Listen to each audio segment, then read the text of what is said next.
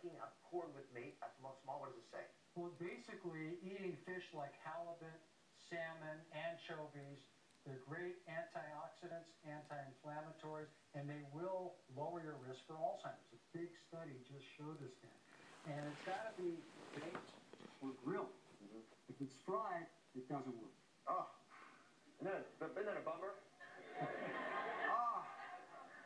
That's the bad news. But boy, you can grill a piece of fish and it can be very tasty. You put some nice spices on it, a little bit of lemon juice. Fantastic. You know what I love about all this research is that it used to be just your mom telling you to eat this food. When you can prove a connection between eating the kinds of fish we talk about and reducing Alzheimer's, that's medicine. That's powerful. And when you're trying to buy yourself a decade of time until science can catch up to curing Alzheimer's, this stuff is life-changing. Okay, talked about diabetes earlier. The huge connection between diabetes and the resistance to insulin that allows that goop to build up on our brains. The next food in my anti-Alzheimer's plan is all about beating back diabetes. These are the antioxidant foods. You know what? One of them is going to shock you all. Dr. Small, what's going to shock everybody? Rosette potatoes. We always think of them as high glycemic index food. Recent studies show that actually they're potent antioxidants.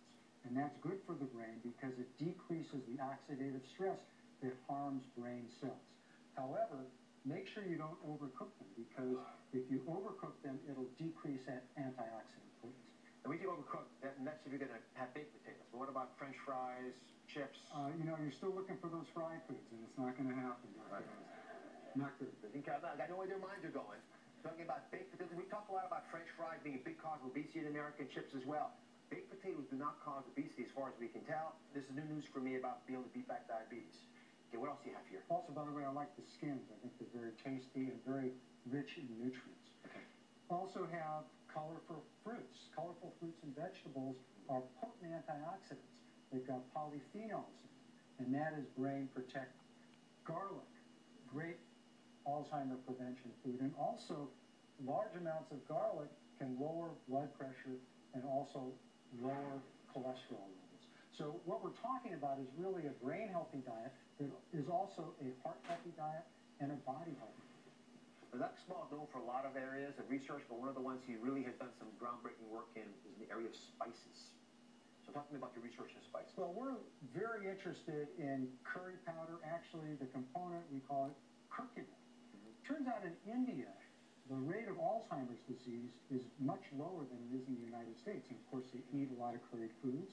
Studies have found if you eat a lot of Indian food, you actually perform better on memory tests. Is that right? That's right. Yeah. But even more importantly, our basic scientists have found that curcumin is a potent antioxidant, anti-inflammatory, and even breaks up that gooey amyloid plaque stuff that you were playing with earlier in the show. So we're starting to study at UCLA where we're going to give people a high-potency form of curcumin, people who don't have Alzheimer's disease, but do brain scans and see if it can prevent the buildup of that sticky goo in the brain and also prevent Alzheimer's disease. Now, curcumin curry is found in mustard, isn't it? Yellow mustard, yes. That works also? So if you eat a small hot dog at the baseball game with a lot of mustard, you're in good shape. He's tempting you. That's called being facetious. All right. All right, talk to me about the vanilla bean and also oregano. Vanilla bean, oregano, all of these spices are potent antioxidants. And that oxidative stress is a part of aging. When our brain cells do their regular work, they produce these chemical reactions that cause wear and tear on the brain cells. So we want to spice up our food to protect the brain. I saved the best for last for many of you. Coffee. Coffee, yes. Coffee. What are you learning about coffee and Alzheimer's? Coffee in moderation protects the brain.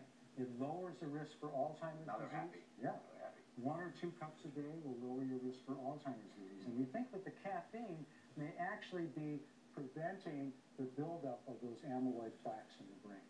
So moderation is the key because we all know that if we drink too much coffee, it will increase our heart rate, it will make us feel jittery and anxious and can raise blood pressure. So the theme is moderation. Would you take a caffeine supplement versus coffee? Any difference there? I don't think anybody studied that specifically, but it's possible. If you don't like drinking coffee, you could drink green tea, which has caffeine. Right. And you'll be happy to know even a little bit of chocolate, dark chocolate has caffeine. Now, Because you love what he has to say so much, and because I value his advice so much, everybody in the audience today is getting a copy of his new book. It's called The Alzheimer's Prevention Plan. Read the book and act on what he's telling you. All right, this hour, all the tools you need to fight aging, what every woman needs to know, from conditions you can prevent